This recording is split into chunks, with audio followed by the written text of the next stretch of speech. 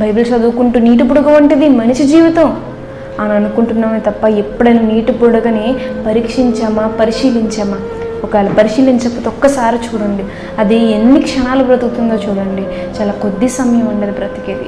దాన్ని చూసినప్పుడల్లా నీ ఆయుష్ గుర్తు రావాలి. నా తల వెంట్రుకలు ఇంకా నలుపుగానే ఉన్నాయి కదా, నా చర్మం ఇంకా తేజోవంతంగా ఉంది కదా, నేను ఇంకా నిగనిగలాడుతున్నాను కదా అనుకుంటాం. కానీ నీటి బుడగ ఎప్పుడు పేలిపోతావో, ఎప్పుడు మాయమైపోతావో నీకే తెలీదు. అయినా ఏదో నిరీక్షణ, ఇంకా ఏదో బతికేస్తాను, ఇంకేదో సాధించేస్తాను, ఇంకా ఏదో లైఫ్ ఉంది అనుకుంటాం. ఆవిరి వంటిది జీవితం. ఆవిరి ఎలా కనబడుతుందండి? ఇలా కనబడి అలా మాయమైపోతుంది కదా.